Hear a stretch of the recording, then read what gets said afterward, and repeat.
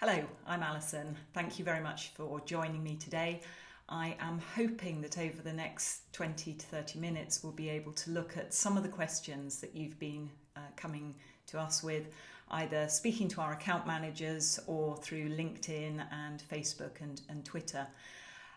It is uncertain times and advice is changing daily, if not hourly, but there's a few things that are starting to become quite clear, and hopefully I can help guide some decisions today.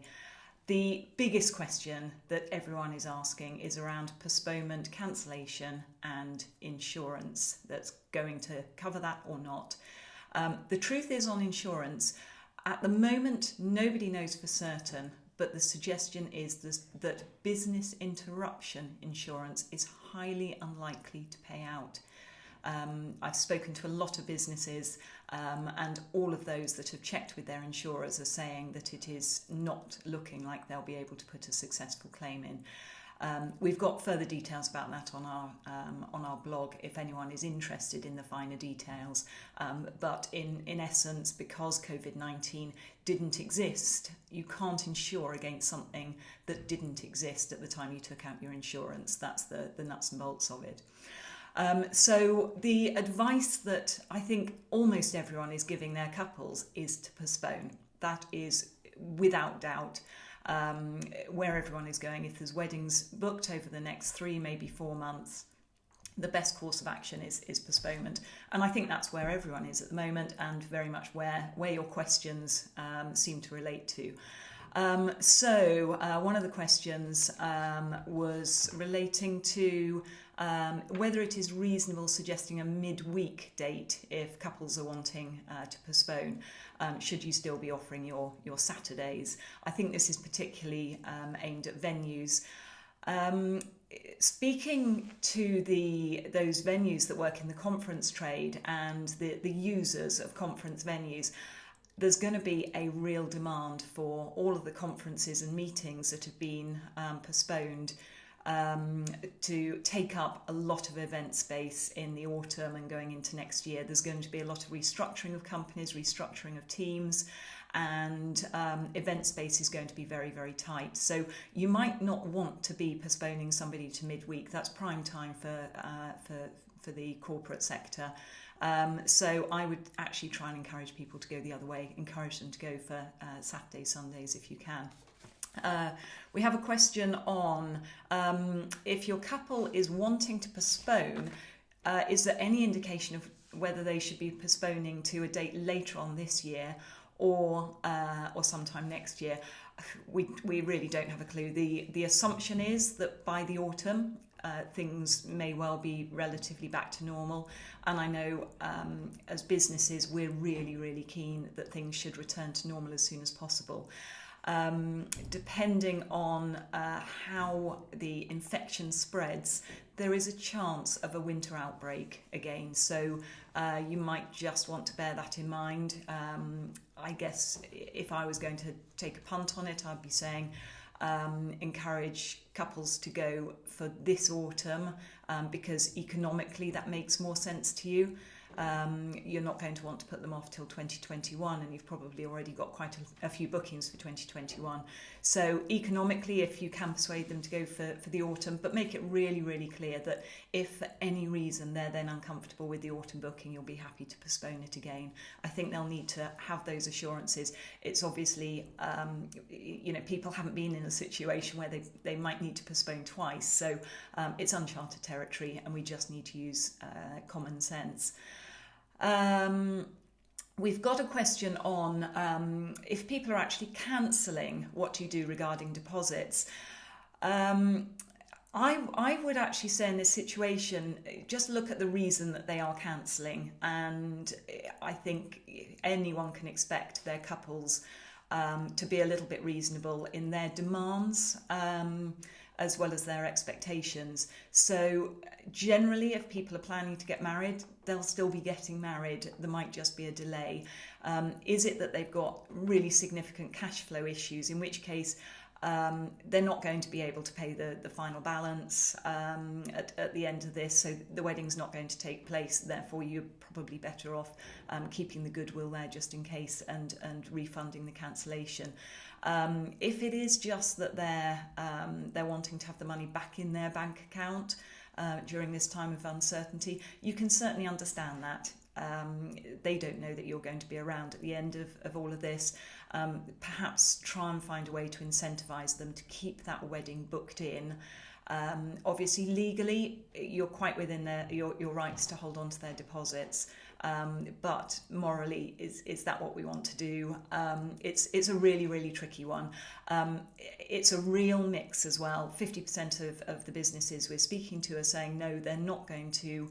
They're not going to be refunding deposits if people cancel, but they are going to be obviously letting them postpone free of charge.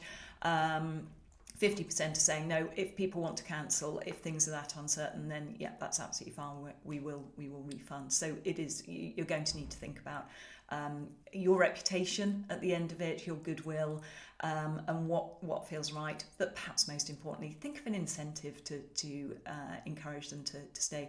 You know, they can rebook at any time. They can perhaps, you know, use it as a credit against something else. They'll be guaranteed this year's rates for next year and so on. So whatever way you can think to try to keep that deposit in your account, because the chances are it's already gone through your cash flow. This is an interesting one. I'm high risk. The couple are going ahead with their wedding at the moment. What should I do? I think this has come from a photographer. I don't want to let them down, but my health could be at risk. That's a really, really, that's a tricky dilemma. You have to look after yourself. Will they go ahead? It's really hard to imagine that in a week or so, gatherings of any size are going to be allowed. So I think realistically it's not going to be happening. Can you find somebody else that can cover you for the day? I cannot imagine that any couple would genuinely be wanting you to be there if you're uncomfortable or if there's any risk to your health. Back to postponements. There are an awful lot on postponements. I already have a booking on the date the clients are postponing to. Again, I believe this is probably a photographer rather than, clearly it's not going to be a venue. Are others giving refunds? What's the general consensus? I would say in that situation, I think you do need to try and find somebody else that can service the booking. It's perfectly reasonable. You've got another booking, you can't do it, but could you transfer their deposit? Have you got somebody else that you recommend? Most people do. Can you ask them to take the booking on? I think that would be perfectly reasonable, and should help in all situations. Marketing. Should businesses continue to promote ourselves to potential clients, or should we tone it down until advice changes? I think we're all still getting those emails coming through about Mother's Day. Treat your Mother's Day to a spa trip, and all of these things that seem to be not realising what's going on out there. So I would say be sensitive on your marketing. Be aware that these poor couples that were planning to get married this summer aren't wanting to hear these cheery stories. They're not wanting to see these, happy pictures of all of the weddings that have just taken place. So be aware of that on your social media. Really think about, how your couples that are following you are going to feel about their own weddings at the moment. Be a little bit sensitive. As a rule, you need to make sure you're still out there. I mean, obviously, I'm going to say that we're a directory business. We're about making sure that businesses remain visible at all times. But during a period where there are going to be a lot of businesses that are struggling and sadly failing, it's so important that your couples have that reassurance that you're out there, you're doing business, you have a contingency plan. you know what you're doing, you know where you're going, and you remain visible. So if you usually post on Facebook once a week, carry on posting on Facebook once a week. If you post on Instagram on your story every day, keep doing it. If you're on directories, make sure you stay there. Update your details. Change the wording so that it reflects what's going on, but make sure you're there. There will be a shortage of suppliers as we come out of this. So it is extraordinarily actually an opportunity for growth for those businesses that manage to trim down their processes and keep things as lean as possible. There's a lot of grants out there available. If you're thinking about applying for one of the grants, you don't need to be able to prove growth in your business plan. Anyone that has tried to apply will be aware that the first thing you're asked for is a business plan, which seems slightly nonsensical when nobody knows what's happening tomorrow, let alone next week, next month or next year. So all they're looking for is, will the loan enable you to weather the storm?